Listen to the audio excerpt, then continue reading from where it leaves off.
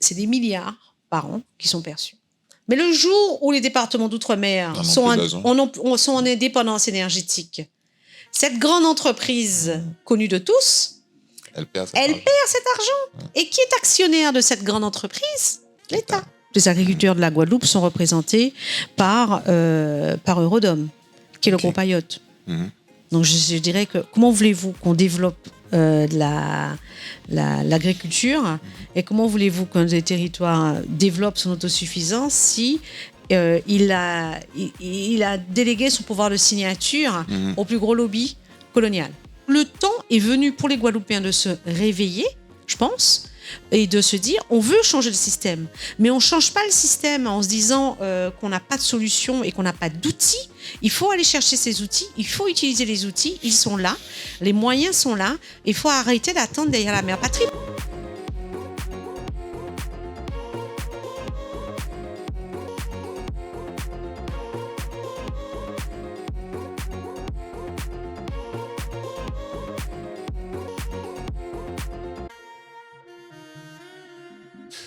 Bonjour, bienvenue dans ce nouvel épisode du podcast Guadeloupe 2030 avec EOG, Casapod pour vos enregistrements de podcast en Guadeloupe et Intrusive Pictures.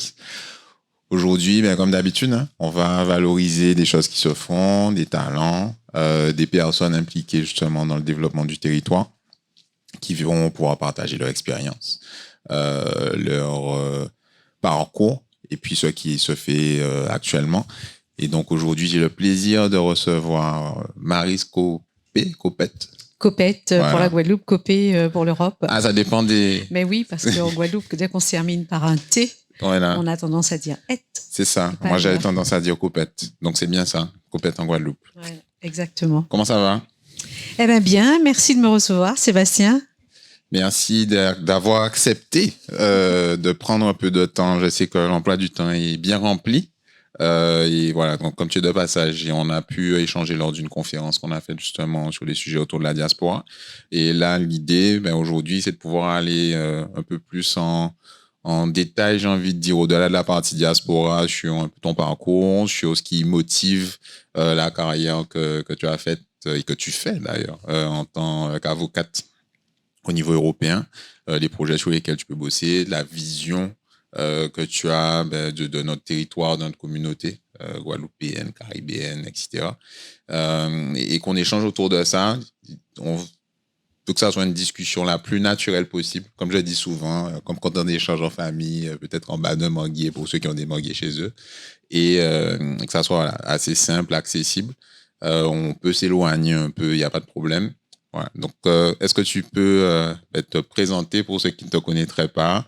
Voilà, qui es-tu, d'où tu viens? Alors, on est dans Guadeloupe 2030, donc on suppose que tu es guadeloupéenne. Mais voilà, d'où tu viens et après un peu, voilà, quel a été ton parcours? Eh bien, oui, 2030, Maryse Copette, avocate au barreau de Bruxelles aujourd'hui. C'est vrai que je suis une Guadeloupéenne, amoureuse de la Guadeloupe et puis amoureuse des Antilles en général. On dit Guadeloupe, terre de champions, et on est toujours très fiers d'être Guadeloupéens. Je pense que ça, c'est notre qualité première. Et j'ai grandi en Guadeloupe jusqu'à l'âge de 18 ans. Et puis, je suis partie vivre à Bruxelles. C'est sur quelle commune? À Bruxelles, à Ixelles. Non, en Guadeloupe. Alors, j'ai eu le bonheur de grandir d'abord à Vernon. Okay. Alors, moi, je suis celle qui allait pêcher, qui allait chasser, qui partait à la rivière à 5 heures du matin poser sa nasse. Et j'étais entourée de cousins et j'ai ce souvenir d'une Guadeloupe si riche.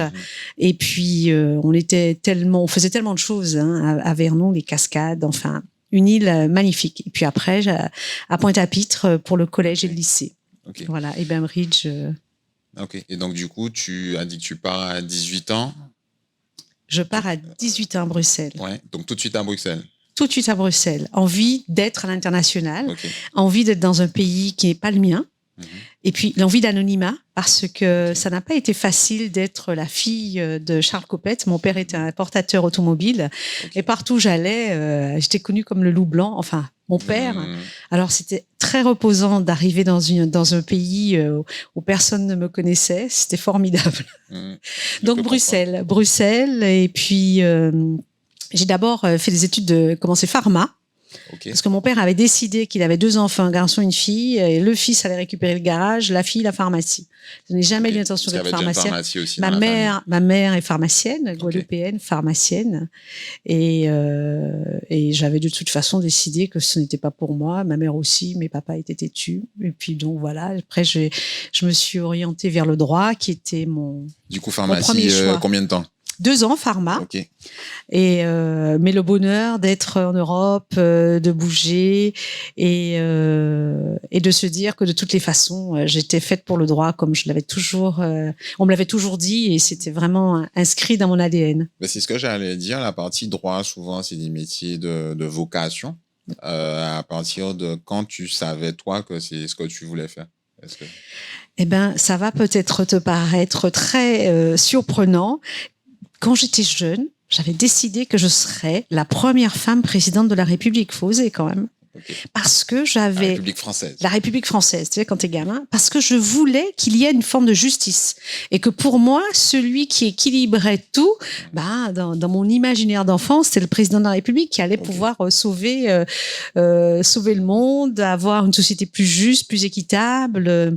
Et j'ai toujours été habitée par cette volonté de justice, parce que mon père venait des milieux très pauvres. Donc son père à lui est mort, il avait 5 ans, sa mère était tétraplégique quand il avait 14 ans, donc à l'époque il fallait quitter l'école et aller travailler. Donc je suis la fille d'un homme qui s'est débrouillé tout seul et qui était fier de sa réussite, qui avait envie de partager, donner aux autres, et d'une maman intellectuelle, pharmacienne, qui est de milieu plus bourgeois. Donc du coup, cette volonté de rééquilibrer les choses, parce que je venais d'un monde riche de cette diversité. Donc j'ai pu voir des gens pauvres, j'ai pu voir des gens plus aisés, et je trouvais que c'était important de mettre un peu de justice. Donc c'était quelque part, on m'a toujours appelée Mère Teresa, et je pense que je suis restée Mère Teresa au fond de moi.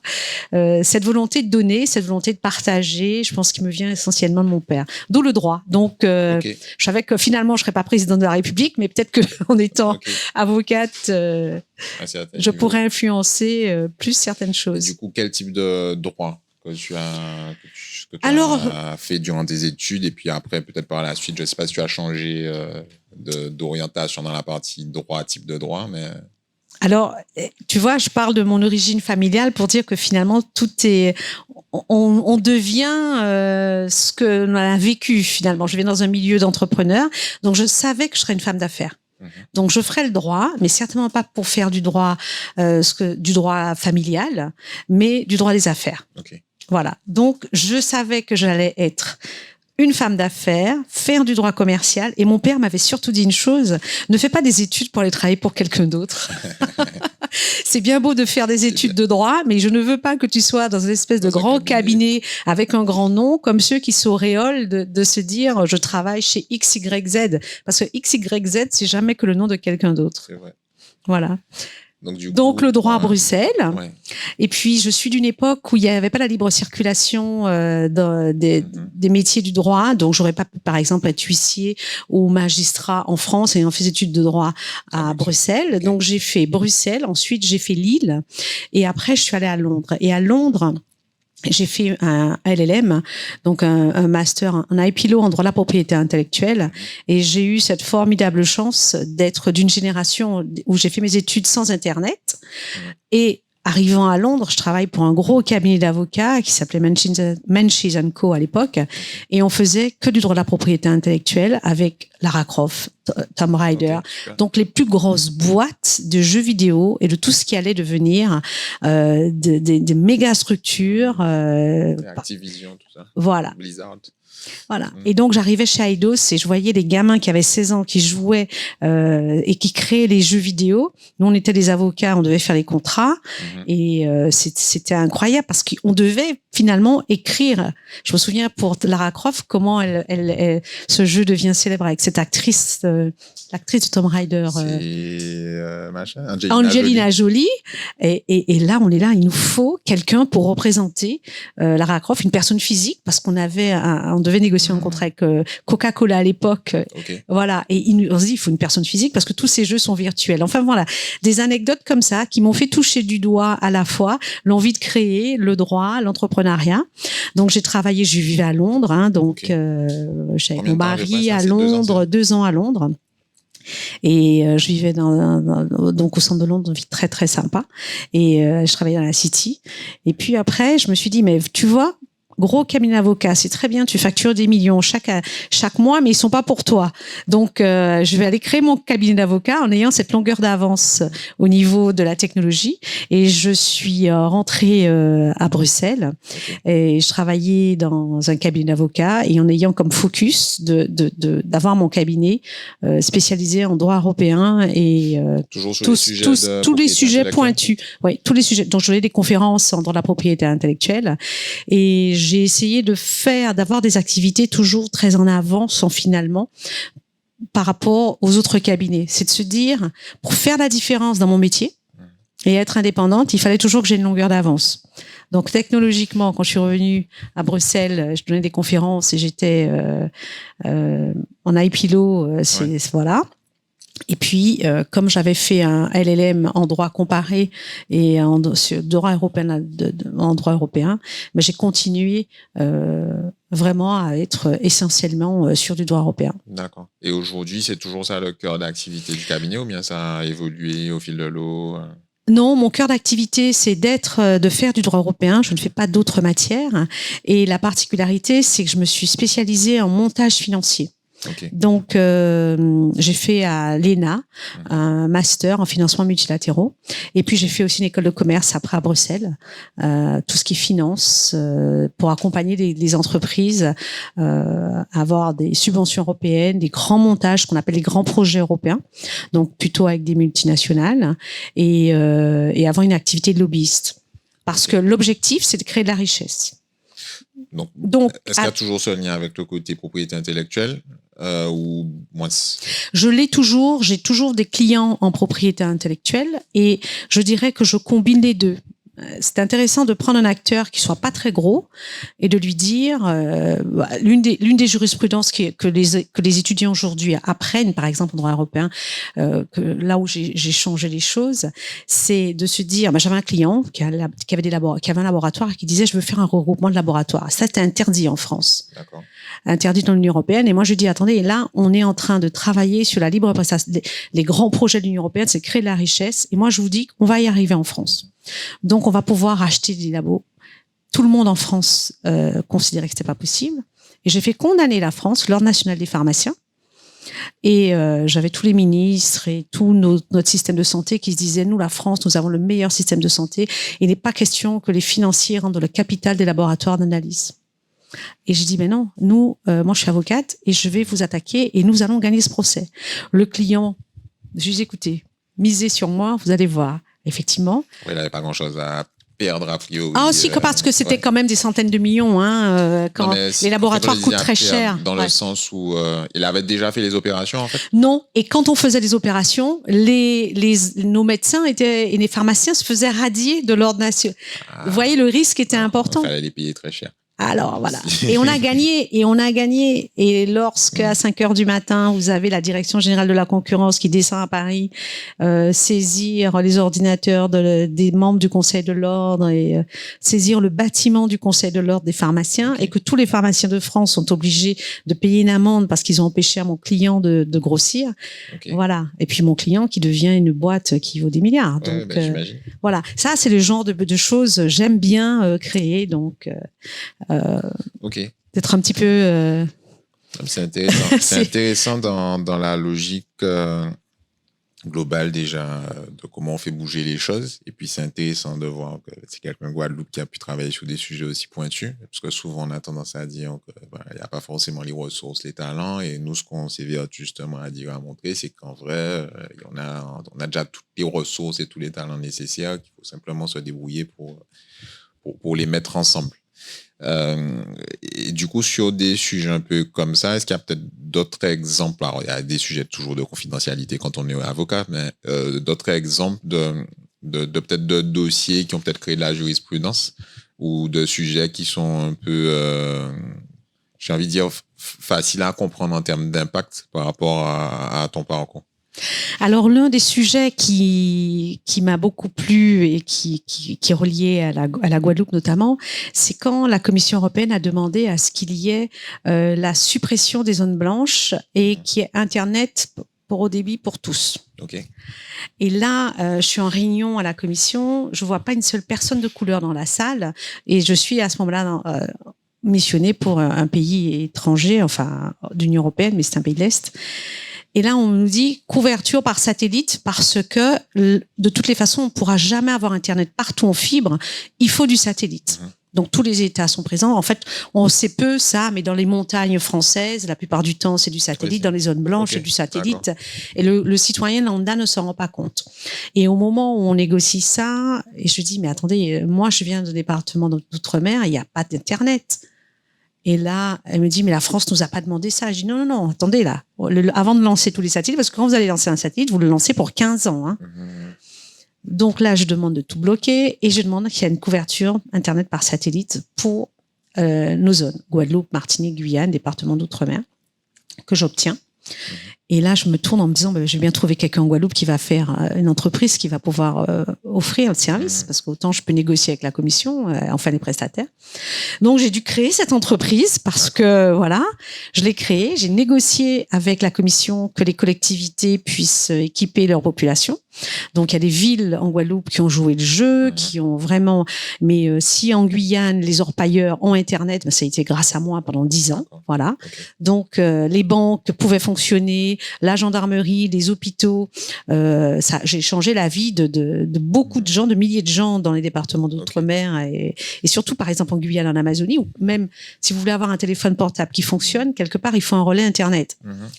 Et dans toutes les négociations, on avait Orange en face qui disait « Ah non, mais lancer un satellite, ça coûte trop cher. » Et en fait, je me suis rendu compte que dans nos territoires, dans nos départements d'outre-mer, on a des mastodontes qui ont eu l'habitude d'entrer en situation de monopole et qui n'ont absolument pas envie que ça bouge. Et l'un des plus gros freins, ça a été ça, c'est de me rendre compte que, non. On avait quelqu'un qui prenait des subventions, soi-disant, en affichant une couverture Internet partout. Dans ce dossier, j'ai demandé à flécher les fonds européens pour voir quel était notre sujet, pourquoi on n'avait pas de couverture partout.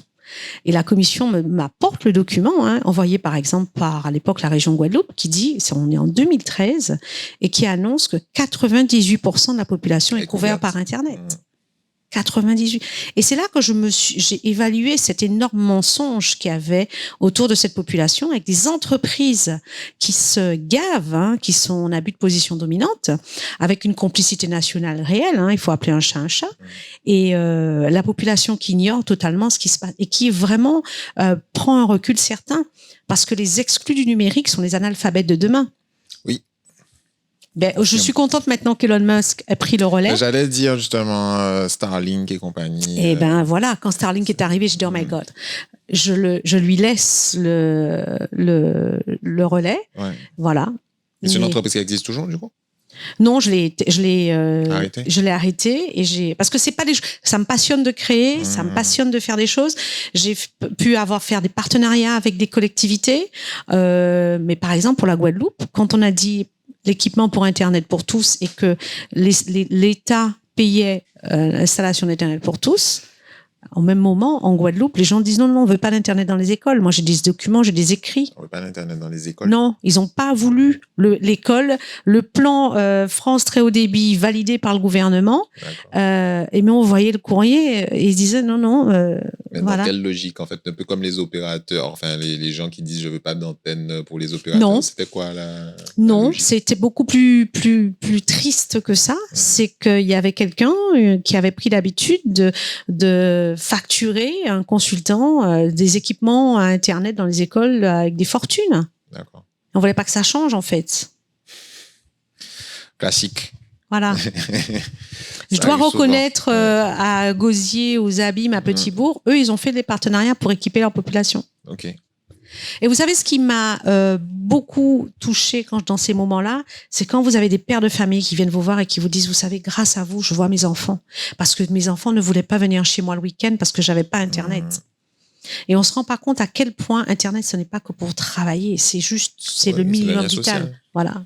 C'est le lien social minimum. Ouais.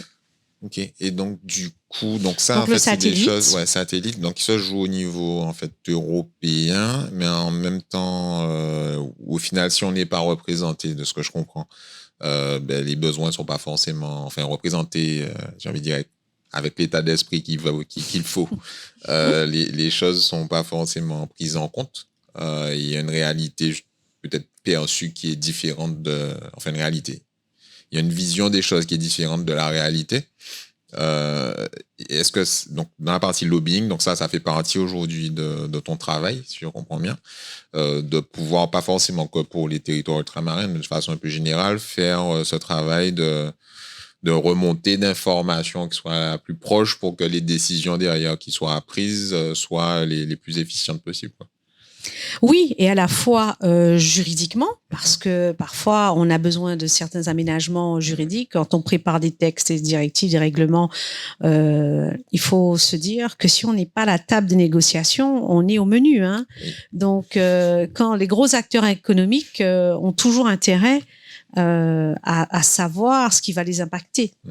Et à être à la table de négociation. Parce que faut bien vous dire qu'à Bruxelles, vous avez 15 000 fonctionnaires, 15 000 lobbyistes, et que quand le fonctionnaire, il doit prendre, il travaille sur un texte qui concerne un sujet, mais dont il n'a aucune connaissance. Donc, il a besoin que les gens viennent vers lui, amènent de l'information. Ça sert à ça, le lobbying.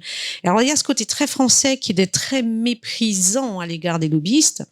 On associe le lobbying à la corruption, alors que c'est pas du tout. Ça n'a rien il y a aucune corruption.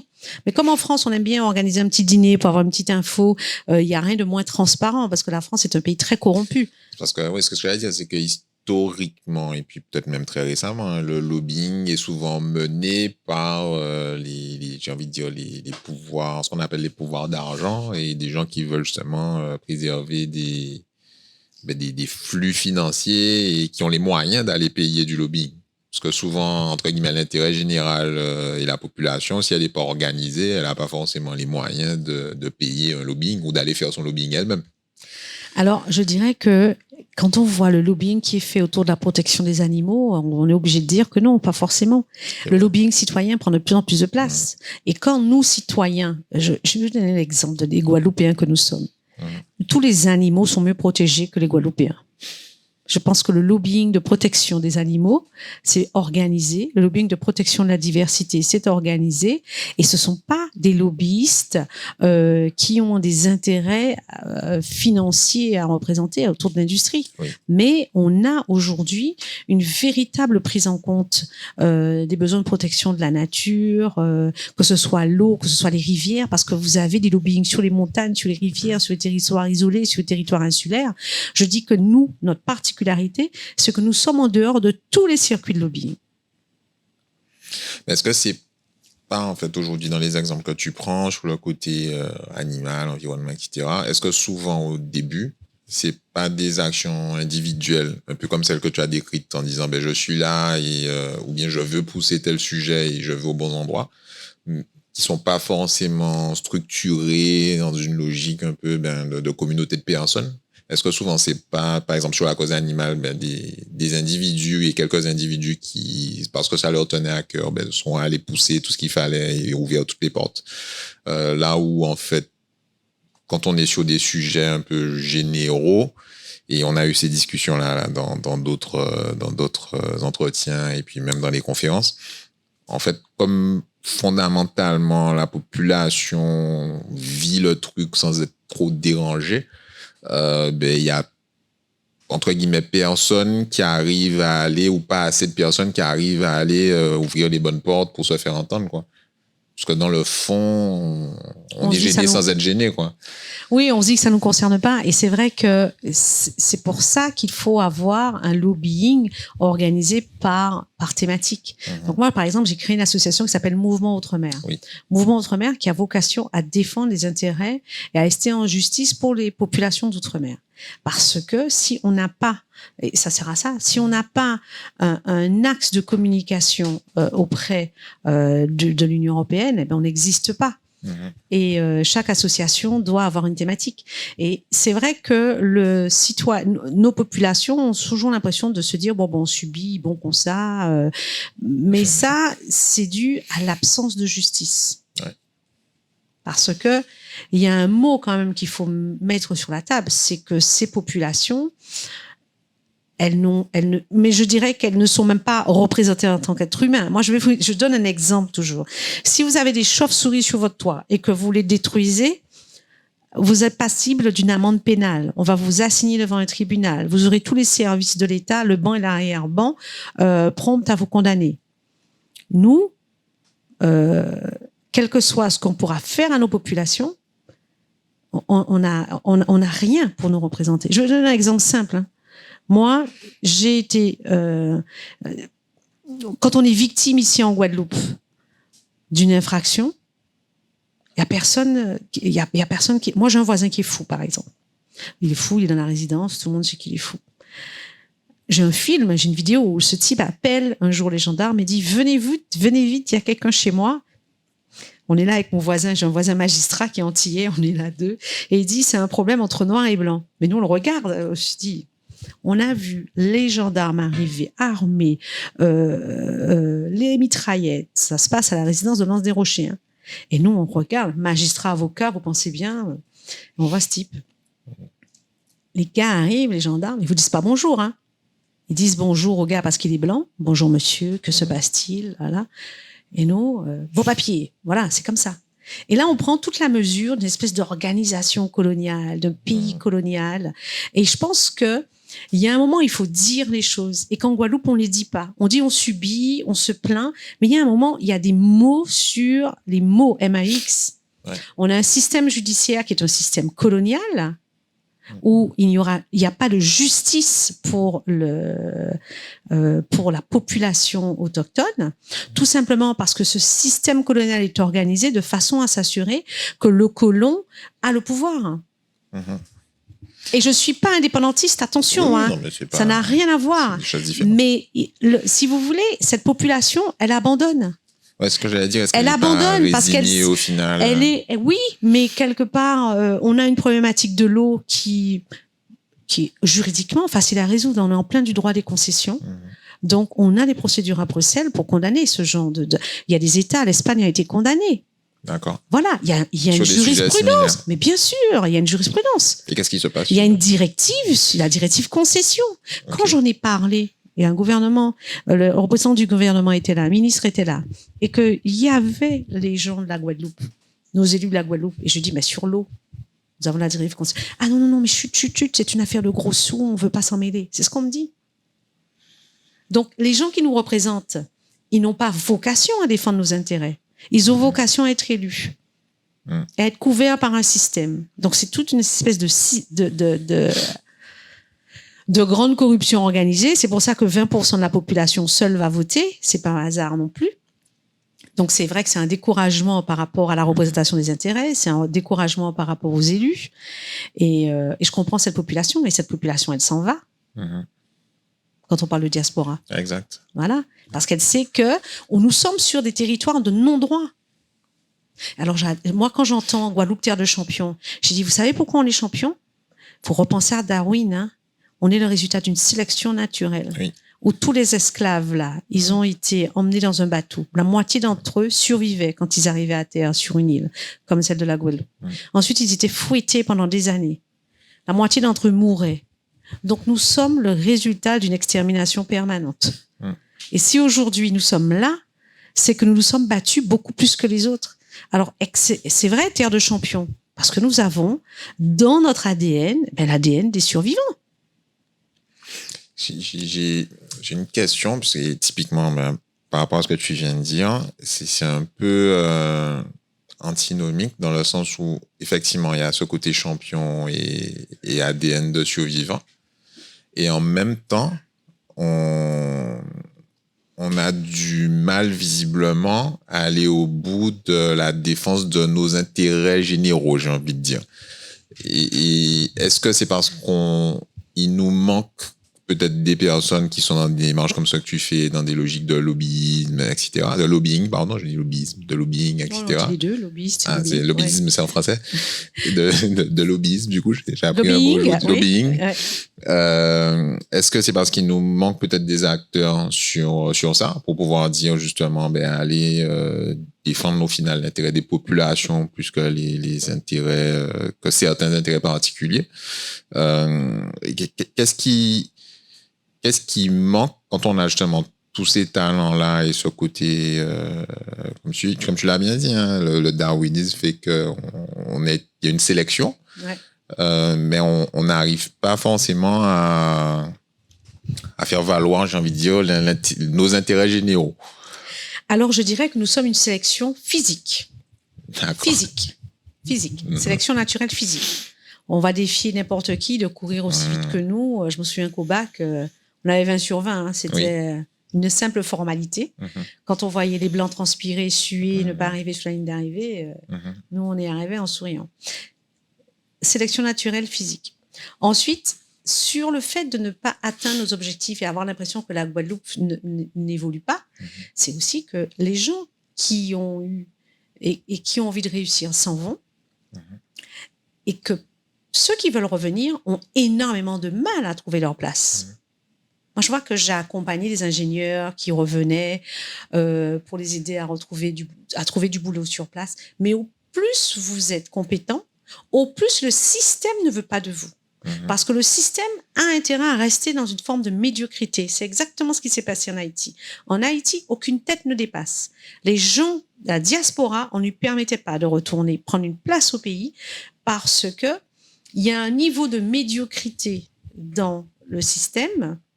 Et quand je dis ça, ce n'est pas moi qui le dis, c'est dit par la Cour des comptes, par toutes les études.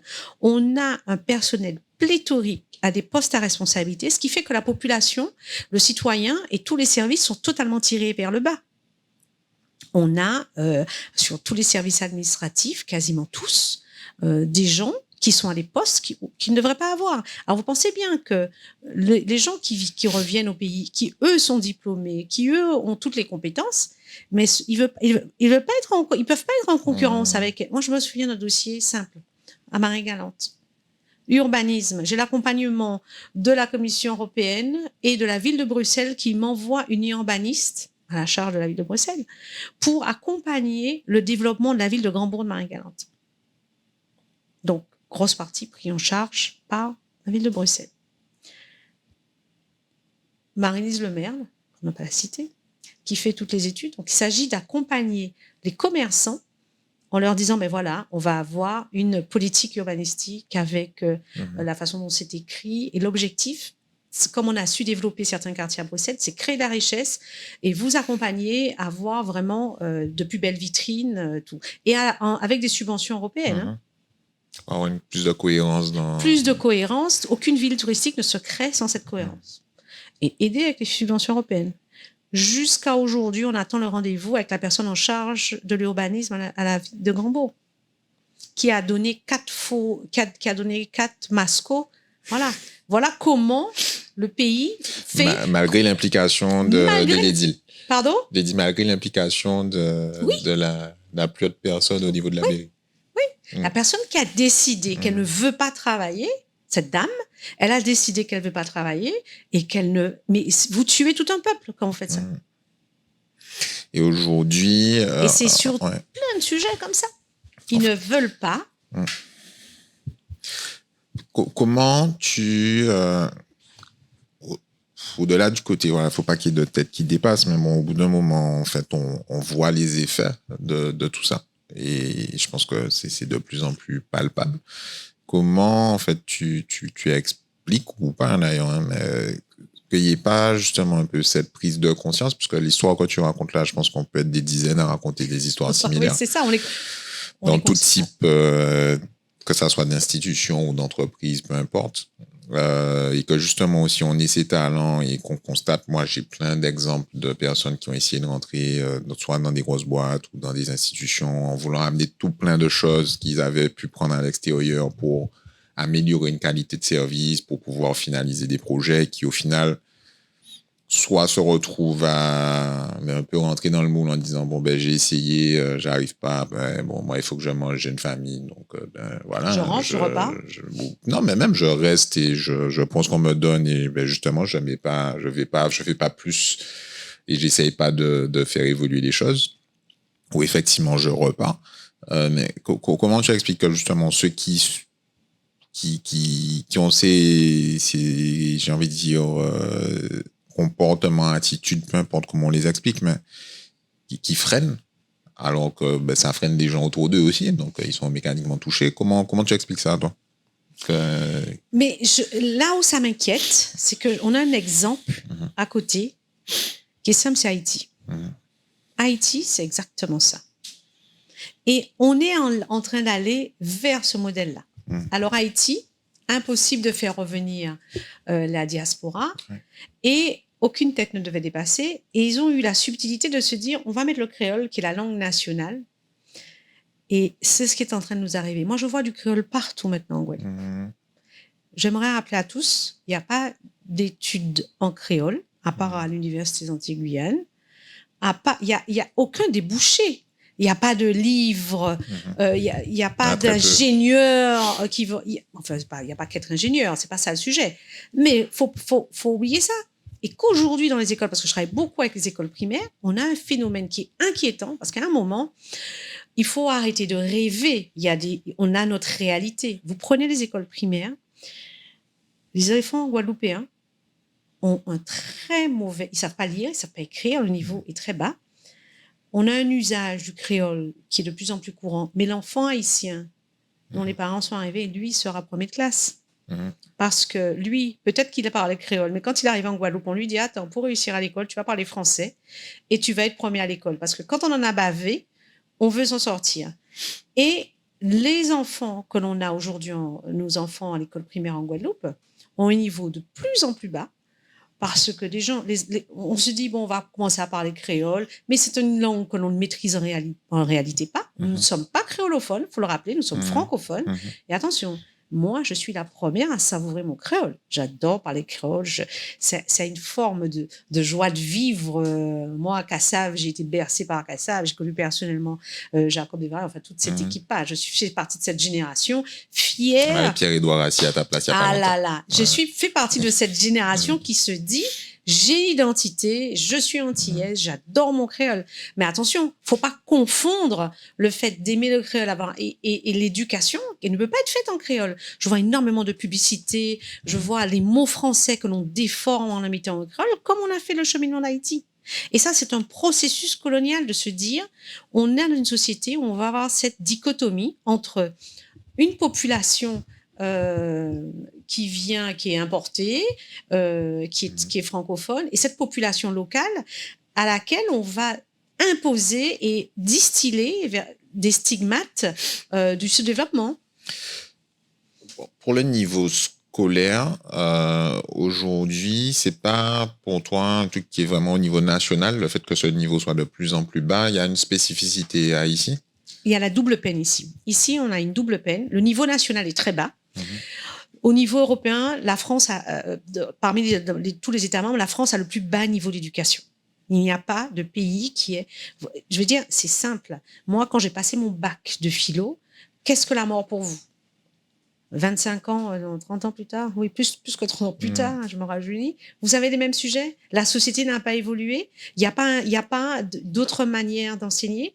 Ça fait presque 20 ans que la Commission européenne rappelle à la France qu'elle va vraiment mettre ses enfants en échec parce qu'elle a une méthode d'enseignement qui n'est pas du tout en adéquation. Alors, comme chez nous, on a cette double peine parce qu'on a l'éloignement, on a la problématique identitaire et puis on a un volume immigré, une population immigrée très, très importante. Il ne faut pas sous-estimer ça.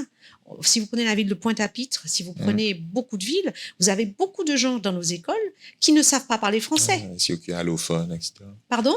Non, j'ai dit, il y a de plus en plus de COQ dans ce qu'ils appellent l'allophone, avec des personnes qui ne parlent pas forcément français. Les gens ne parlent pas français. C'est notre réalité. Donc, il faut avoir des méthodes d'enseignement qui sont beaucoup plus, qui permettent à un enfant de beaucoup plus s'intéresser à l'école. C'est pour ça que je fais un programme européen qui s'appelle Click Until You Get It. Et je suis allée chercher les meilleures méthodes d'enseignement. Donc, je travaille beaucoup avec le Danemark et la Suède en temps général.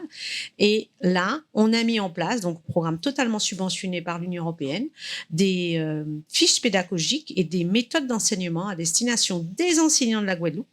Donc ça, c'est un projet pour toute l'Europe, mais j'ai voulu qu'il commence par la Guadeloupe pour donner à nos enfants, dès la rentrée, des outils qui leur permettent de s'intéresser à l'école. Vous savez, vous allez pas beaucoup plus s'intéresser à un gamin sur un cours d'histoire en lui disant « fais-moi un podcast sur l'histoire de France » ou « fais-moi un TikTok sur l'histoire de France » que de lui dire « apprends tes 20 pages dans un bouquin en papier ». Ça n'a fait pas de sens, ça. Ou de voir un gars ou une nana debout devant un tableau avec une craie. Le monde n'existe plus avec une craie. Ça devrait être sorti de la tête de tout le monde, ça. Mais on a toujours effectivement cette lenteur, entre guillemets, à mettre à jour justement ces méthodes, etc. Et aujourd'hui, est-ce qu'il y a déjà des établissements qui se sont saisis de ces nouvelles méthodes que tu mets en place, que tu proposes dans le cadre de ce programme? Tout à fait. Alors, j'ai eu le plaisir de parcourir, parce que là, j'ai pris mon bâton de pèlerin, j'ai demandé ce programme, j'ai obtenu de la Commission européenne, totalement subventionné. On a travaillé 3 ans pour avoir le projet finalisé, tous les dossiers, et c'est libre d'accès, c'est gratuit. Et donc, j'ai fait les tours des écoles. Donc, d'abord, avec les mairies, parce que les mairies sont en charge des écoles primaires. Donc, et tout à l'heure encore, j'étais au téléphone pour pouvoir le faire avec la ville du Gosier. Super. Donc, et l'objectif, c'est que toutes les écoles primaires de la Guadeloupe puissent avoir accès à ces outils-là. Et ce sont des outils pour les enseignants. Et ce qui est intéressant dans ça, et dans ce qu'on a fait, c'est que quand je rencontre les enseignants de la Guadeloupe, ils me disent « Ah, vous nous apportez quelque chose qui nous manquait. » Parce que nous, on s'entend, on n'en peut plus. On n'en peut plus parce qu'on est face à des enfants de plus en plus violents. Ils arrivent à l'école, ça les intéresse pas. On est avec une craie, on est avec un bouquin. Mais quand ils rentrent chez eux, personne ne peut les aider. Tandis que quand on parle aux gamins, quand on leur parle leur langage, qui est d'avoir du support numérique, qui est de se dire, on va t'ouvrir à la curiosité. On n'a pas besoin d'une école des savoirs, on a besoin d'une école des savoir-faire. Ouais. Je peux vous assurer qu'un gars qui a un doctorat en histoire géo ou un doctorat en français, pour moi, son niveau d'éducation est nettement inférieur à quelqu'un qui est boucher, qui vit de son métier, qui est technicien, qui sait rentrer chez lui et nourrir sa famille. Aujourd'hui, on pleure pour avoir un plombier, un électricien, quelqu'un de manuel, alors qu'en France, on a toujours fait croire aux étudiants qu'il fallait avoir un bac et faire l'université. Mais il n'y a qu'en France qu'on raconte des trucs pareils. En France, vous allez en Allemagne, c'est l'école des savoir-faire. Qu'est-ce qu'on en a à foutre que vous connaissiez faites votre culture. Les Lumières, tout ça. Oui, les Lumières à Versailles et à l'Élysée, oui. Et puis, moi, je vais vous dire un truc. À partir du moment où vous êtes dans un système où on fait croire à une élite qu'elle est l'élite parce qu'elle vit sur le dos du contribuable, moi, je peux vous dire, c'est le seul pays au monde où vous avez un pays qui s'appelle la France, où vous avez des études de Sciences Po, des études d'ENA. Ces gens-là, ils sortent des écoles pour se dire qu'ils vont devenir fonctionnaires. Mais ça existe où, ça? Ça existe où? Si vous êtes brillant, vous allez créer de la richesse, vous allez créer des entreprises, vous allez faire quelque chose. Vous n'allez pas à vous dire, je vais être président de la République, je vais être ministre et vivre sur le dos du contribuable toute ma vie. Parce que c'est ça qu'on a comme système. Une fois que vous êtes président, une fois que vous êtes ministre, vous vivez sur le dos de la société. Pourquoi le nombre de députés, de sénateurs? Pourquoi ils veulent tous être élus chez nous? Une petite île comme ça, on a 36 maires. Les avantages. Mais voilà, mais c'est l'avantage, c'est de vivre sur le dos du système. Ouais.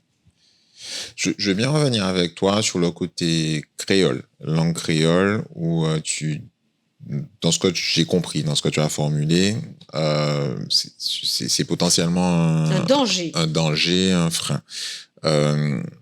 Nous, il y a un sujet qu'on aborde souvent dans ce podcast, c'est le côté identité. Et voilà, comment chacun définit ce que c'est être guadeloupéen, guadeloupéenne, etc. C'est quoi aujourd'hui ta définition du guadeloupéen, de la guadeloupéenne, et comment s'intègre le créole là-dedans, vu que tu en as parlé du côté langue? Écoute, c'est sûr que le créole fait partie de notre identité et que ça fait partie de notre richesse. Moi, je dis toujours que on a cette capacité aussi, quand on parle, d'avoir cette richesse de l'image, parce que notre langue créole, elle est imagée. Et c'est une langue pleine de douceur et qui, en une phrase, on a tout dit. On a vraiment une sagesse. Et mes amis me connaissent pour toutes ces expressions créoles. On me dit toujours, avant de mourir, toi, tu as intérêt à écrire ton dictionnaire d'expressions créoles. Alors, je dirais que être guadeloupéen, c'est cette identité créole, moi, j'ai toujours, je suis bilingue dès le départ. Je parle français, créole. Mais moi, j'aimerais un breton. Vous savez, et la Bretagne, je connais très très bien. Les Bretons, bon, il y en a qui parlent breton, ils sont contents d'avoir le drapeau breton, de la même façon que nous, Guadeloupéens, on est contents d'avoir notre drapeau guadeloupéen, mais ça ne leur enlève rien du fait que les Bretons, ils parlent français, ils veulent envoyer leurs enfants dans une école où on parle français parce qu'on veut le meilleur pour ces enfants. Et c'est surtout qu'en tant que lobbyiste, il faut pas se tromper parce que ça, je sais exactement de quoi je parle. Ceux qui vous poussent et ceux qui poussent les publicités en créole ou qui poussent certains groupes à faire beaucoup de choses en créole, c'est ceux qui vous colonisent. Faut pas se tromper de débat. C'est à la force du lobbying parce qu'on est sûr de garder une population dans une forme de ghetto en fait. Okay. De les séparer. Et de dire, en fait, dans la vision que tu as de ça, c'est justement... Faut se méfier. On peut potentiellement, entre guillemets, cliver. On clive. En disant, je suis dans un truc en créole, je vais cibler un certain type de population, je vais parler français, je vais cibler un autre type de population sur le même territoire. C'est la vision que tu as des choses. C'est pas une vision, hein, attention. Enfin, non, je dis c'est une réalité. Ouais. Et je ne pèse pas mes mots. Hein. C'est vraiment le vrai danger de notre société aujourd'hui. C'est de se dire, on a des publicités qui sont beaucoup faites en créole. Faut savoir qui paie les publicités.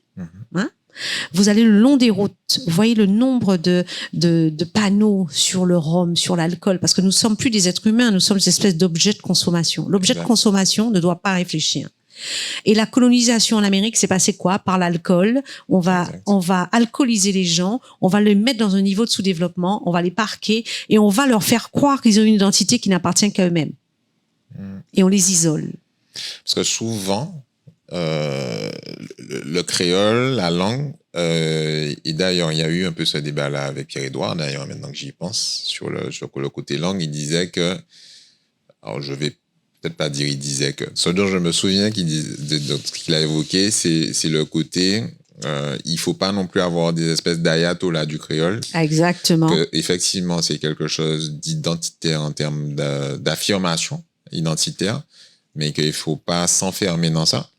Mais là, dans ce que je comprends, ce que tu dis, c'est que potentiellement, en fait, ça va même un peu plus loin, c'est que ça peut être même un outil pour garder justement ces populations dans une position, entre guillemets, de dominer. Absolument. C'est exactement le travail qui est en train d'être accompli par des lobbies. Mais comment on trouve l'équilibre? L'équilibre, c'est d'en avoir conscience. Je suis fière. Mais tu sais, et en même temps, c'est un outil qui joue contre moi potentiellement. Je parle 4 langues. Ouais. Il faut être multilingue. Et c'est pas parce que je parle une autre langue que je ne suis que ça. D'accord. C'est ça qu'il faut comprendre. Il faut se dire qu'on est dans une société où, à Bruxelles, tu peux pas travailler, même pas vendre des chaussures si tu parles pas 3 langues minimum. D'accord. Tu vois? Donc, et il faut pas se dire, je suis belge que parce que je parle flamand. Non, il faut pouvoir parler 3 langues minimum pour bosser. Donc, il faut pas qu'on s'arrête. Il faut pas qu'on ait cette vision réductrice. Il faut se dire qu'au contraire, le créole d'ailleurs est un très bon outil pour parler anglais parce qu'il se construit bien par rapport à l'anglais. Et il faut se dire que, et j'ai toujours considéré que le fait d'avoir été bercé par ces 2 langues me permet d'apprendre beaucoup plus facilement d'autres langues. Et je pense qu'il faut qu'on en ait conscience, d'avoir cette flexibilité intellectuelle, parce qu'à partir du moment où on maîtrise 2 langues, on est beaucoup plus flexible pour en apprendre une 3e. Mais il ne faut certainement pas s'arrêter à une langue en réalité qui n'est pas la nôtre. Nous ne sommes pas créolophones. Et j'adore quand Jocelyne Biroir dit que avec Kassav, ils avaient pris le postulat de ne faire des chansons qu'en créole et qu'elle ne voulait pas faire n'importe quoi. Donc, elle a dû prendre des dictionnaires. Et Pierre-Édouard Décimus te l'aura dit certainement. Ils ne se sont pas dit, on sait tout en créole, on va chanter en créole.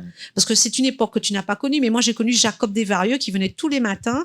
Il s'assied dans le fauteuil dans mon salon. Il demandait à mon père de l'aider pour pouvoir lancer et avoir avoir du sponsoring. D'accord. Et ce sont des gens qui ont bossé. Et c'est pour ça que je suis fière d'être créolophone. Je suis fière de tous ces gens qui m'ont rendu si fière. Quand je suis rentrée à l'université à Bruxelles, je me souviens, le premier magasin où je rentre pour acheter mon matériel, j'entends Jouk Machine. Alors, je peux te dire que les filles, je les avais vues enregistrer au studio d'Eps à l'époque. Et je suis riche de cette diversité. Et tout Antillais est riche de cette diversité. Et ceux qui sont le plus fiers, ceux qui savent parler français, parce que si on se cantonne au créole, alors parce que les créoles, il y en a beaucoup. Vous avez le créole guadeloupéen, vous avez le créole martiniquais, vous avez le créole haïtien, vous avez le créole de l'île Maurice. Alors, on se réduit à un tout petit territoire. Et donc, se dire, moi, je suis créole, moi, je parle créole, mais tu vas nulle part, mon gars. Est-ce que dans cette identité culturelle, et puis même après géographique, le côté Guadeloupe, Caraïbes, etc., enfin Antilles françaises et Caraïbes au sens large, quels autres avantages tu vois là, tu as parlé du côté un peu prédisposition parce qu'on parle de langue et la structure, par exemple, du créole fait qu'on peut apprendre plus facilement d'autres langues. Est-ce que tu vois d'autres avantages à cette identité un peu multiple, j'ai envie de dire? Moi, je trouve qu'on a un cadeau extraordinaire, on a une chance extraordinaire, c'est ce métissage. Parce que, quel que soit l'endroit où vous allez quand vous êtes métisse, la question se pose, vous venez d'où ? Et ça nous permet d'aller partout dans le monde et moi je dis je suis citoyenne du monde. Je vais en Égypte, on me demande si je suis égyptienne. Je vais en Turquie, on me pose la question. Je vais au Maroc, alors on n'en parle pas, ils me parlent tous arabe, persuadés que je suis arabe. À la limite, si en Guadeloupe, comprends-moi une guadeloupéenne. Alors ça, c'est profondément vexant.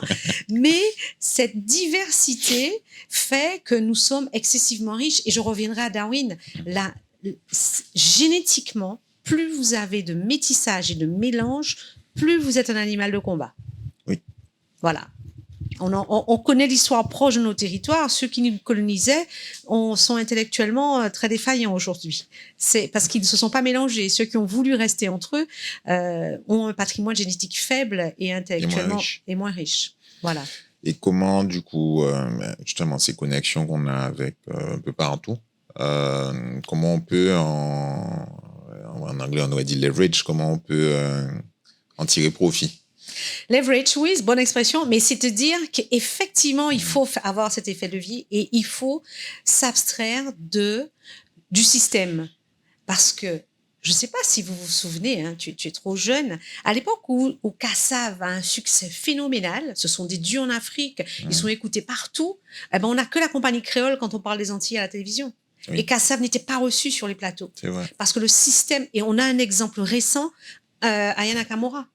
Moi, dès qu'elle a commencé et que les gens la vilipendaient sur mon Facebook à l'époque, je dis mais bravo à cette fille, parce qu'il faut respecter une chose, c'est qu'elle représente une partie de la population et il faut se dire que la société est organisée par un lobbying qui a besoin d'être représenté. Donc, je vais être très simple.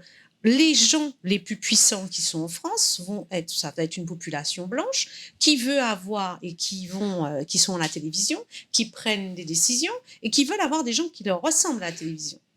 Ils sont pas là pour représenter la diversité. Et si la diversité n'est pas représentée. Et par exemple, j'étais à Londres. À Londres, vous avez cette diversité partout. Vous l'avez dans les cabinets, vous avez à la télévision. Donc, nous devons, nous, prendre conscience que ce n'est pas le système qui va faciliter notre représentation et que chaque fois que ça se fait, par exemple, Kassav, j'ai découvert peut-être trop tardivement qu'ils étaient sous-représentés. C'est dans un article du Monde que je me suis rendu compte que, par exemple, Jacob Desvarieux était l'un de ceux qui avait le plus pas d'impayé, mais la SACEM devait lui rétribuer énormément d'argent. Exact. Et voilà, c'est un artiste excessivement connu et c'est à nous de porter nos artistes. Et je suis toujours furieuse quand je vois que l'un des nôtres les critique. Parce que par contre, nous sommes toujours très bons. Quand les gens, je suis désolée, quand nous, dans notre communauté, et un de nos chanteurs a tiré contre Aya Nakamura en disant que c'est une honte qu'elle puisse chanter, je dis non, notre peuple doit faire peuple. Il n'est plus acceptable que l'on critique. Moi, non, je suis désolée. Kalash, moi, j'ai découvert Kalash au Portugal. J'étais dans une voiture et j'entends les jeunes qui me disent « Mais tu ne le connais pas, les Guadeloupéens ?» Je dis « Ah bon, non, je ne connais pas. » Martinique. Enfin, il est antillais, voilà. Mais je suis moitié-moitié. Alors, c'est vrai que mon père est martiniquais. Et je suis au Portugal. Je dis « Waouh, génial !» Et donc, je dis « Ah bon, c'est qui ?» Mais chaque fois que je peux, voilà. Et ce n'est pas ma génération, ce n'est pas grave, mais c'est ma fierté. Et on doit apprendre à être fier des nôtres. Et alors, moi, j'aime ceux qui disent, on doit parler créole, mais dès qu'il y a un des nôtres, alors on dit, ah, il va pas, on le critique. Non, il faut avoir conscience que ce n'est pas le système qui va porter nos flambeaux, en fait. Voilà. Il faut qu'on parle des nôtres beaucoup plus. Cette Guadeloupéenne qui a chanté la Marseillaise, oui. Je ne la connaissais pas, mais nous devons, mais voilà. Mais une fois qu'elle a chanté, eh ben, nous devons liker, nous devons la soutenir parce que c'est nous qui seront les forces de proposition des industries. Mais comment on structure ce lobbying? Comment, en fait, on rend ça, au-delà même de vivant, efficace? Parce que le côté réseaux sociaux, je pense qu'on sait faire. Oui. Après, le problème des réseaux sociaux, et c'est le principe même des réseaux sociaux aujourd'hui dans l'économie de consommation, c'est que c'est éphémère. Donc, il y a un truc, on va se révolter un jour, 2 jours, une semaine, et puis il y aura autre chose, et on va se révolter un jour, 2 jours, une semaine, et en fait, c'est une succession de micro-révoltes. Oui.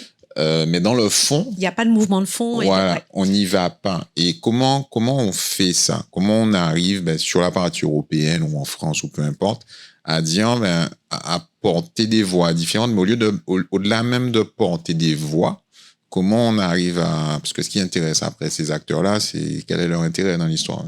Bon, dire, OK, c'est pas dans l'intérêt de la masse, mais c'est dans l'intérêt toujours de ceux qui sont là. Comment on arrive à faire comprendre, typiquement, moi, la vision que j'ai au niveau de la Guadeloupe, par exemple, et même des Antilles françaises, la Guyane, c'est qu'on peut être un vrai Eldorado pour la France et pour l'Europe, par rapport aux positions qu'on a, aux ressources, aux talents, etc. Et que si on raisonne de façon rationnelle, selon moi, mais après chacun a son côté rationnel des choses, j'ai peut-être pas le même niveau d'information que d'autres personnes, tout le monde a à y gagner à ce qu'on soit fort ici. Parce que avec une économie forte, on est capable justement de rayonner et d'être dans un truc où on va même plus se poser la question de est-ce que c'est pertinent d'être dans la France ou dans l'Europe, par exemple, parce qu'on saura qu'en faisant levier sur ces acteurs-là, on est capable d'être dans un truc gagnant-gagnant, par exemple. Comment on fait pour pouvoir passer des messages comme ça? Parce qu'aujourd'hui, je suis pas certain je suis pas certain, je suis pas dans ces salles-là, donc je parle de choses que je connais pas, mais j'ai pas l'impression en tout cas qu'il y ait forcément ces discours qui soient tenus aujourd'hui on a l'impression quand on entend les discours, c'est soit on fait avec vous, soit on fait sans vous.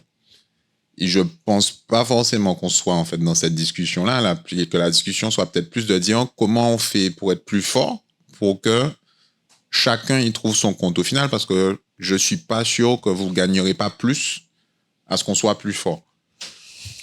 Alors, en fait, dans ta question, il y a une réponse postulat de départ, nous sommes des emplacements géostratégiques pour la France et pour l'Union européenne, parce que c'est grâce à cette présence autour de tous les continents que l'Union européenne est présente partout. Et que la France est cette troisième puissance économique maritime. Sauf que, à partir du moment où on devient indispensable à un système, le système a intérêt à te garder en situation de développement parce qu'il garde la main sur toi.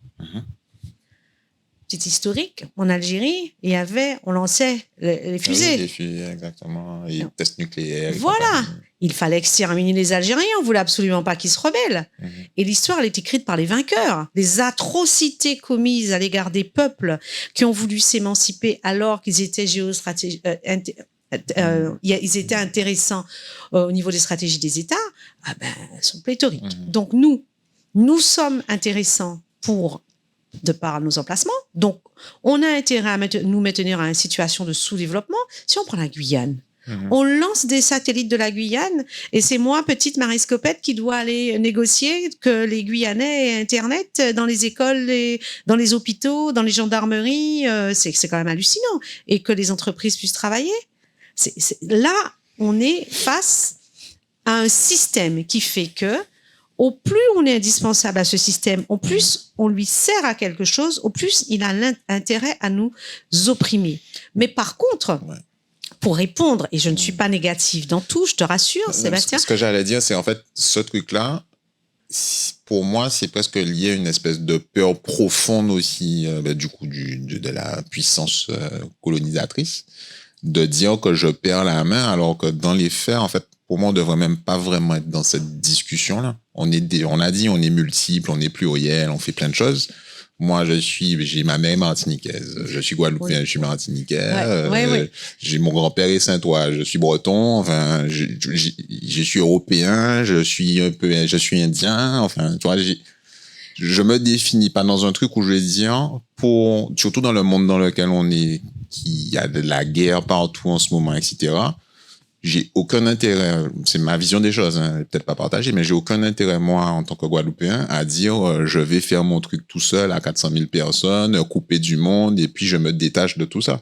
Non, il faut certainement pas. Aucun intérêt. Mais du coup, pourquoi il y a cette peur, parce qu'au final, c'est une peur des puissances en place, de dire, grosso modo, c'est tout ou rien, en fait. C'est là que... C'est soit on domine complètement... C'est là qu'il faut comprendre le lobbying. On perd notre place, en quelque sorte. C'est là que le lobbying a toute sa place. C'est-à-dire qu'à partir du moment où on a une puissance, on a des acteurs qui se servent ici. Si on part du secteur de l'énergie, qui est un secteur que je connais bien, on pourrait se dire, dans toute l'Union européenne, on travaille sur le développement des énergies renouvelables et sur l'autonomie énergétique. En Guadeloupe, on a demandé, pour le département d'outre-mer, une exception. On a dit non. Ces territoires sont tellement sous-développés, on va importer de la biomasse et on va autoriser ce qui est interdit dans le reste de l'Union européenne, donc d'importer de la biomasse, et on va finalement les rendre en situation de dépendance énergétique.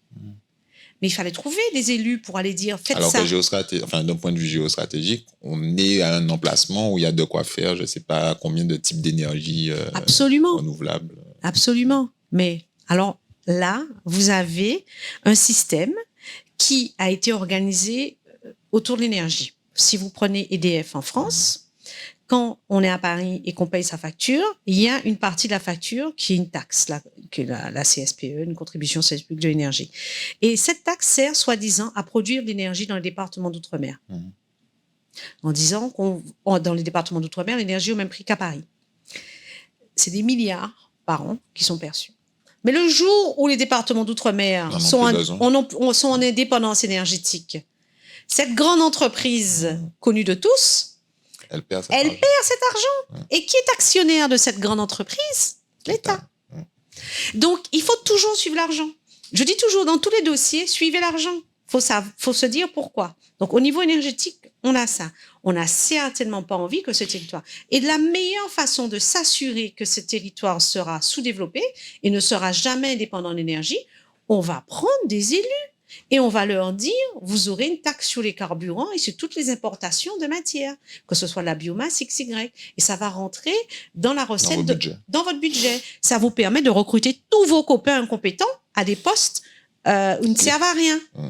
Et que dit la Cour des comptes? Ça tire toute la population vers le bas, un personnel pléthorique et incompétent. Donc, le système est organisé. À Bruxelles, nous on dit, les Français, ils ont inventé l'économie circulaire avant tout le monde. On fait venir des aides de la CAF, de toutes les aides de l'assistanat sur un territoire qui ne sert qu'à consommer. Pourquoi on boit du champagne, on consomme tout et n'importe quoi et on ne produit pas?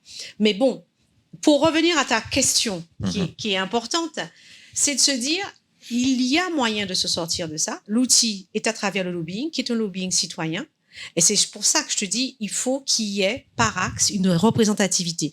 Donc moi, quand j'ai créé le MOM, j'ai dit aux gens, cotisez au MOM, on va faire des projets autour du développement de nos territoires. Et c'est pour ça qu'aujourd'hui, je suis capable de dire, ben voilà, j'ai fait un programme d'éducation au numérique dès l'école primaire pour que tout le primaire, nos gamins de 0 à 12 ans, ils aient accès à un système d'enseignement différent, qui est le système d'excellence de l'Union européenne. J'ai mis en place un système d'accompagnement de l'agriculture avec plusieurs pays européens pour qu'on travaille en réseau et pour qu'on fasse ce qui se fait ailleurs de mieux. Je vais pas attendre derrière la France pour que les choses se fassent. L'accompagnement des femmes aussi, parce qu'une société ne se développe pas si sa jeunesse n'est pas accompagnée. Donc voilà. Donc le temps est venu pour les Guadeloupéens de se réveiller, je pense, et de se dire on veut changer le système, mais on change pas le système en se disant qu'on n'a pas de solution et qu'on n'a pas d'outils. Il faut aller chercher ces outils, il faut utiliser les outils, ils sont là, les moyens sont là. Il faut arrêter d'attendre derrière la mère patrie, parce que la mère patrie, elle est quand même la dernière de la classe. Alors elle a rien à vous apporter. Elle est l'une des plus endettées avec un système d'éducation moribond. Ouais. Donc il faut qu'on prenne nos responsabilités. Il faut arrêter aussi de croire que ce sont les élus qui vont apporter des solutions.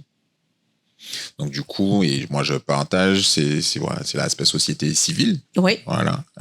Et c'est ce que tu fais, des choses que tu fais, la création de réseaux, l'accompagnement des acteurs, des entrepreneurs, la recherche de financement, et puis et voilà. Moi je dis, j'ai le MOM par exemple qui me tient à cœur, mais dans ce que tu dis aussi, c'est les gens ont l'impression qu'ils n'ont pas un retour tout de suite. Moi, j'ai des gens, ils adhèrent au MOM et ils me disent oui, mais qu'est-ce que j'ai en retour? Non, t'as pas. Il faut que tu sois sur le long terme pour voir tout ce que l'on fait pour notre société.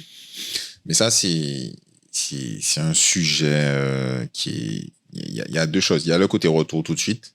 Où souvent, moi, ça fait partie des choses qu'on a quand on échange. Là, quand on parle du projet, par exemple, du projet, c'est même plus un projet, il existe du fonds d'investissement. Un fonds d'investissement, on met de l'argent et puis c'est pas 6 mois après en général qu'on revoit son argent. C'est potentiellement 6 ans, 7 ans, 10 ans après qu'on revoit ses sous, et après, il y a une vie dans le temps.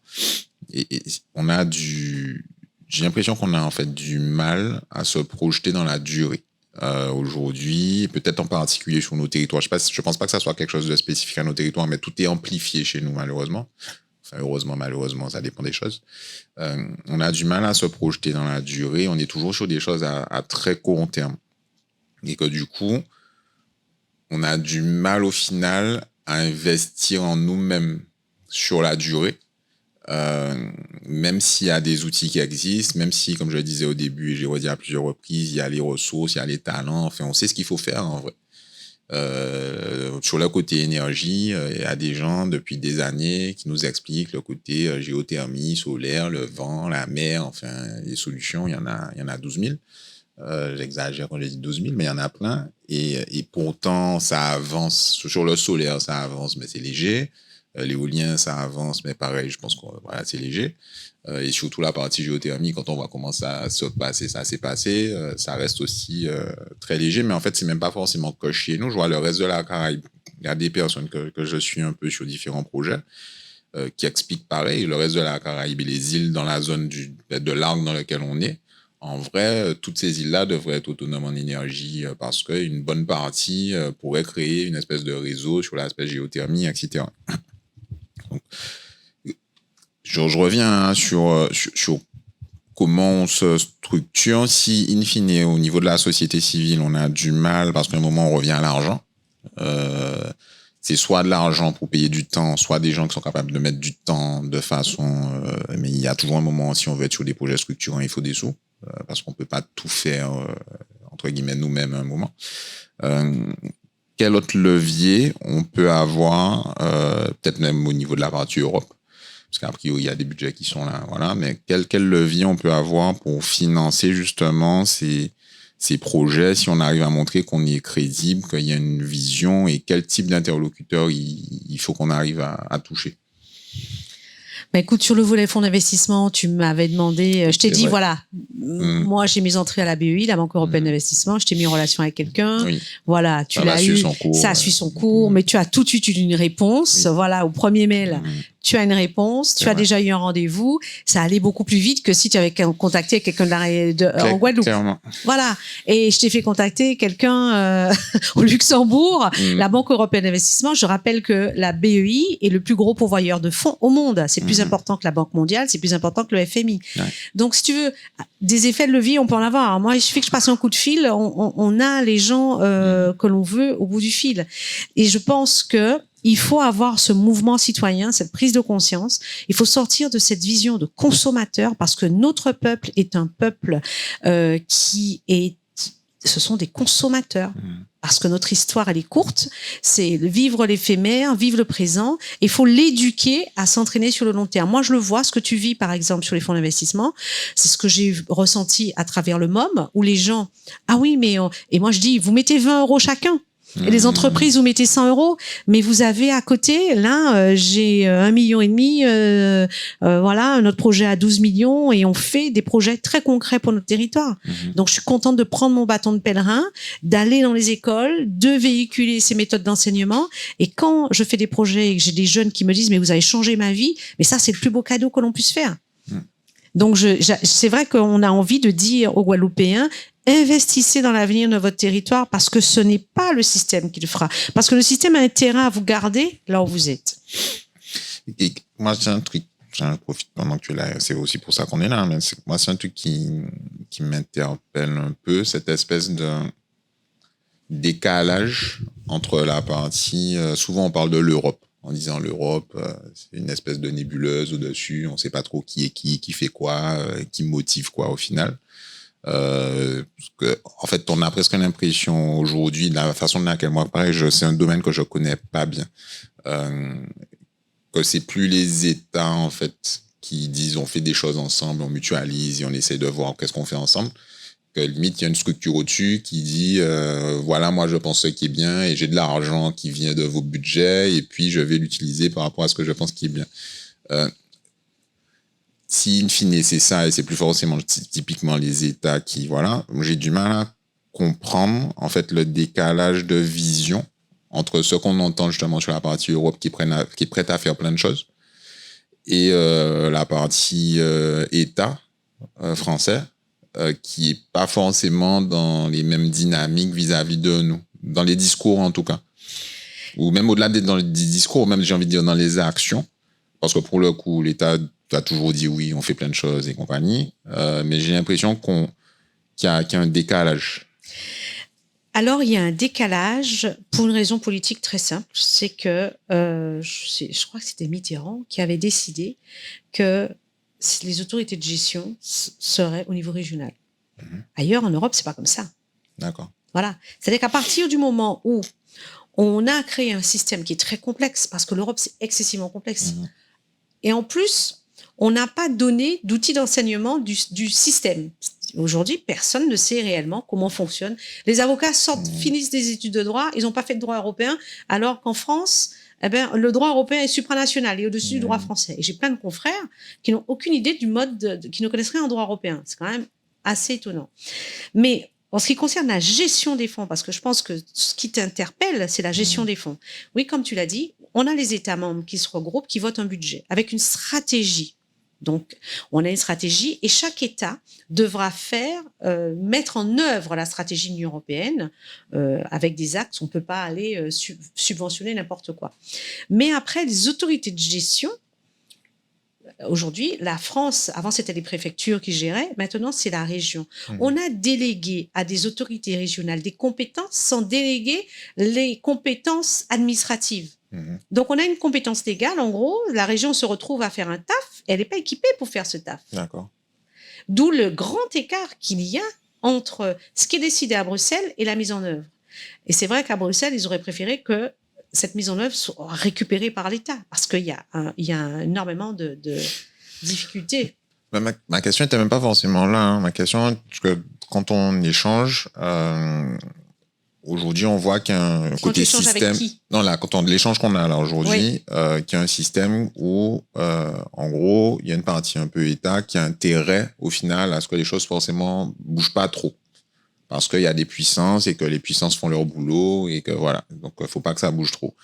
Et quand on regarde la partie Europe, on a l'impression qu'il y a peut-être une dynamique différente, mais qu'ils n'ont pas forcément toutes les informations qui vont bien, mais que si le truc était complètement transparent et qu'ils pouvaient aller directement sur les territoires avec les relais qui vont bien, que ça bougerait peut-être plus vite. Ah, c'est sûr. Dans une vision où on fait évoluer justement le modèle. Et c'est là que je comprends pas trop, entre guillemets, ce décalage entre des politiques dans lesquelles, notamment, la France est censée participer aux décisions. Donc, je vois pas pourquoi elle dirait, alors, au niveau européen, moi, ça m'intéresse que ces territoires-là évoluent. Et puis après, quand on arrive au niveau France, que je fais pas forcément tout ce que je pourrais faire pour qu'ils évoluent, c'est là que... Non, ça, c'est le lobbying. Ça veut dire que, par exemple, si on prend les agriculteurs de la Guadeloupe, les agriculteurs de la Guadeloupe sont représentés par Eurodom, qui est le groupe IOT. Donc, je dirais que comment voulez-vous qu'on développe l'agriculture et comment voulez-vous qu'un des territoires développe son autosuffisance si il a délégué son pouvoir de signature au plus gros lobby colonial? Et que tous les secteurs, quasiment, et les régions ont délégué leur pouvoir de signature aux colons. Donc là, l'Europe, elle est attristée et elle se dit, mais ils n'ont pas compris que l'esclavage avait été aboli. Moi, j'ai ce genre de discours. À Bruxelles, ils ne comprennent pas de voir la représentativité que l'on a. On a une représentativité coloniale. Mais aujourd'hui, même Et l'État n'a rien à dire. Quand on est à la table des négociations, quand on échange sur la préparation des textes, c'est pas l'État qui le fait, c'est le lobby qui représente les acteurs. J'ai une question, je l'ai peut-être posée, mais je sais plus si on était allé au bout sur comment on devient lobbyiste.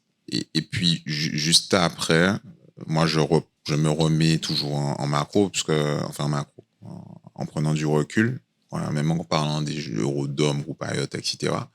Aujourd'hui, on est sur des systèmes économiques qui sont basés justement sur ces histoires de beaucoup de subventions de l'État, des aides et compagnie, en termes de société de consommation.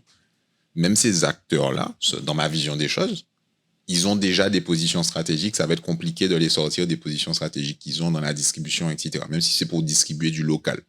Donc, même ces acteurs-là, en vrai, auraient intérêt à avoir une économie plus forte et à avoir des gens qui consomment au final plus et de façon plus durable que le truc là où demain, pour X raison, l'État français dit moi j'ai plus d'argent pour financer tout ça, ils ont des pertes, ça va être la catastrophe. Non. Alors ils sont diversifiés maintenant dans le monde, donc on est une petite part, mais en tout cas pour leurs marchés locaux, je vois par exemple le groupe IOT, l'implication qu'ils ont en Martinique, qui est peut-être pas la même en Guadeloupe, mais on voit bien que la Martinique, c'est le territoire d'origine. Donc, ils font un certain nombre de choses, on va dire. Je pense qu'il y a un attachement. Un certain nombre de choses, quoi, au niveau du marketing, dans ce qu'on affiche. Hein, voilà, dans ce qu'on affiche. Oui, dans ce qu'on affiche. Voilà, oui. On n'attrape pas les mouches avec du vinaigre. Dans ce qu'on affiche. Ouais. Voilà. Donc, ils font un certain nombre de choses. Ils n'ont pas intérêt, selon moi, à ce que ce truc-là, que ces marchés-là s'écroulent. Et au final, on n'est pas très loin de l'implosion de ces marchés-là. Après, j'ai peut-être pas la bonne lecture, mais... Oui, alors, on a un outil qui est extraordinaire dans les départements d'outre-mer, qui est l'octroi de mer. Oui. L'octroi de mer a pour seule fonction de créer des acteurs en abus de position dominante. Ça, l'abus de position dominante, vous avez un acteur qui a presque 90% du marché et qui ferme la porte à tous les autres acteurs. Comment ça se fait et comment ça se réalise grâce à l'octroi de mer? Donc, rappelons-le, l'octroi de mer est une taxe où tout ce qui rentre dans ces départements est taxé. Mais tout ce qui est produit localement et transformé est taxé. Et l'octroi de mer a été créé au 16e par Colbert parce qu'il avait pour fonction de s'assurer que les départements d'outre-mer ne créaient aucun produit manufacturé. Vous comprenez la logique. Et pour s'assurer du fonctionnement et du maintien de ce sous-développement, on va faire en sorte que cette taxe rentre dans le budget des collectivités. Et que ce soit la collectivité qui décide qui, aujourd'hui l'Union européenne impose ça, la collectivité décide qui va être exonéré d'octroi de mer. Qui on exonère d'après vous d'octroi de mer? Que dit la Cour des comptes? L'octroi de mer est l'outil, ce qu'on appelle vraiment une aide d'État, qui permet à la collectivité régionale de dire, toi, tu seras exonéré de l'octroi de mer et tous les autres vont payer l'octroi de mer. Comme ça, toi, tu vas rester en abus de position dominante. Donc, il n'y a aucune chance qu'il y ait un marché concurrentiel, il n'y a aucune chance qu'il y ait une baisse des prix. Au contraire, cet acteur qui a un abus de position dominante, comme il s'est assuré que les autres payaient des taxes, il va augmenter le prix de sa marchandise au même niveau que celui des autres et il va avoir de la subvention, de la défiscalisation et puis ce qu'on appelle une aide d'État puisqu'il ne va pas payer un impôt. Donc, dans nos départements d'outre-mer, on a des marges qui n'existent nulle part au monde. Mais je vous dis, nulle part au monde, vous avez des acteurs qui ont de telles marges. Donc, je peux vous dire qu'ils ont de longues vies devant eux. Et quand le territoire s'ébranle, quand on sent qu'on va les toucher, quand ils sont attaqués, ils font en sorte que les territoires bougent. Et ils disent, vous savez, il n'y a que nous qui pouvons les tenir, ces petits noirs. Parce que c'est comme ça que ça se passe. Quand je vois des mouvements sociaux, et on a vu des vidéos sur les mouvements sociaux avec les produits de certains qui passent, ce sont eux qui organisent tout ça. Pour s'assurer que de toutes les façons, et la France, elle se dit que avant, à l'époque de l'esclavage, c'est eux qui tenaient le territoire. Quand on a aboli l'esclavage, c'est eux qu'on a indemnisé, et que historiquement, c'est eux qui peuvent tenir le peuple. Donc, on revient à ce que je disais tout à l'heure sur le côté un peu peur de perdre justement la mainmise et l'influence, mais dans une vision où on est obligé d'être dans un contrôle très serré, en fait. Parce que la France n'a jamais trouvé de représentants non plus locaux à même d'avoir peut-être suffisamment de charisme ou de volonté de faire avancer ces territoires. Vous savez, moi, la plupart des élus là que je vois, ils sont super contents de voyager en première classe, c'est le drive, d'avoir une maison pour la maîtresse, et c'est leur ambition. Hein. Voilà notre triste sort. Hein. Et souvent, ils ont intérêt à ce que leur population reste dans une situation de développement. Comme ça, ils ont la même mise. Donc, c'est des gens comme vous, c'est cette jeunesse-là qui a l'avenir entre ses mains. Et il faut avoir un lobbying citoyen. C'est pour ça que je dis. Comment on le fait? Comment on devient lobbyiste? Ça veut dire que, voilà, avec toi, il faut donner plus d'envergure au MOM.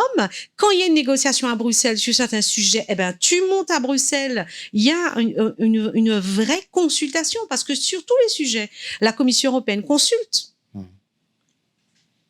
Et quand on rédige même un programme opérationnel, normalement, on doit être invité à la consultation, à la préparation du programme. Il faut être vu comme étant un acteur du territoire. Et moi, j'appelle vraiment de mes grands voeux à ce que les gens se mobilisent autour de l'avenir de ce territoire. Et aujourd'hui, donc, ça passe par des entités comme celle que tu as Voilà, créée, une association comme Mouvement Outre-mer. Et qui, en fait, qui se fait connaître au niveau de Bruxelles pour que justement Bruxelles puisse dire quand il y a des sujets qui vont concerner d'une façon ou d'une autre ces territoires-là, ça fait partie des interlocuteurs tout à fait. Qui doivent être autour de la table. Exactement. Et sur tous les sujets. Parce qu'aujourd'hui, tout l'argent est pris pour la banane et le sucre, qui n'est pas produit ici d'ailleurs. Et voilà. Et personne ne dit rien. Parce que le petit élu, on lui dit, toi, tu dis rien, tu viens signer en bas de la page. Sinon, tu ne seras pas réélu.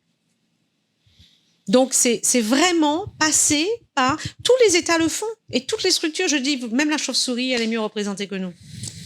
Mais ce peuple a l'impression qu'il faut que, comme il a été colonisé, il doit rester sous la tutelle. Non, il faut qu'il s'émancipe de ça. On peut aller discuter directement. Et c'est important de faire connaître sa problématique parce que l'argent va s'arrêter de l'Europe. Hein. Mais c'est ça. L'argent va s'arrêter parce qu'ils en ont marre de vous donner de l'argent. On a vu le Polonais qui avait moins d'argent que nous avancer, le Bulgare, enfin tout le monde. Mais et nous, c'est là que pour moi, je dis qu'il y a vraiment un moment, il y a un truc qui doit, même dans ceux qui en profitent aujourd'hui, c'est-à-dire que même pour entretenir ce système-là, il y a un moment, il faut montrer qu'on est à la table des négociations. Non, je dis même les acteurs qui sont à la table aujourd'hui, parce qu'on voit bien que ça ne porte pas ses effets en termes de développement. On est dans un système où il y a beaucoup d'argent qui arrive et pourtant, il n'y a pas tant de progression que ça par rapport à l'argent investi. Mais Sébastien, excuse-moi de te reprendre. Après, je ne suis parfois trop tu as très justement raison. Ou rationnel, je ne sais pas, mais si j'étais à la place des gens qui mettent tout cet argent-là chaque année dans des trucs, à un moment, j'aurais demandé un peu de résultat, quoi. Ils demandent du résultat et à ce moment-là, on dit les pauvres, parce que c'est presque les pauvres petits noirs, hein, mais il faut te dire que le système de ceux qui bénéficient de beaucoup d'aide, ils ont intérêt à ce que la population a un niveau de plus en plus bas. C'est comme ça qu'ils peuvent capter beaucoup d'argent. Parce que plus la population est pauvre, plus l'Europe donne de l'argent. Donc, c'est un circuit, un cercle vicieux. Les grands tenants de l'économie ont intérêt à avoir une population pauvre parce qu'ils peuvent demander un système dérogatoire. Tu penses que ça va aussi loin dans les réflexions? Je pense pas, c'est certain. Il y a même pas de. Faut pas avoir la naïveté de le. Non, parce que moi, il y a des fois, enfin, plus on avance sur des sujets, on est amené à discuter avec plein de gens, et en fait, plus on se rend compte que souvent, c'est des situations qui sont un peu comme ça de facto. On pourrait se dire qu'il y a des grandes manigances ou je sais pas quoi, mais qu'en fait, pas du tout. Il y a une opportunité, les gens ont saisi l'opportunité, et puis ils l'entretiennent. Il n'y a pas des gens, il y a 5 personnes. Non, enfin bon. Dans chaque secteur, à chaque fois, il n'y a pas grand monde. Non. Chaque secteur, tu vois. Je parle par exemple de l'article 349, parce que si je rentre dans la technique, nous avons un traité, nous avons des règles qui sont applicables pour toute l'Union européenne. Et puis on a un article du traité, l'article 349, qui est utilisé régulièrement par certains lobbies pour avoir un régime dérogatoire et s'assurer que nous, on ne soit pas en train de courir, on ne soit pas dans les starting blocks. Donc, si tu veux, c'est toujours les mêmes qui les demandent. Là, sur les produits phytosanitaires, on nous a parlé de la chlordécone. On est en train de nous préparer des bombes à retardement parce qu'ils veulent nous mettre sur le marché des produits phytosanitaires qui sont interdits dans tout le reste de l'Union européenne. D'accord.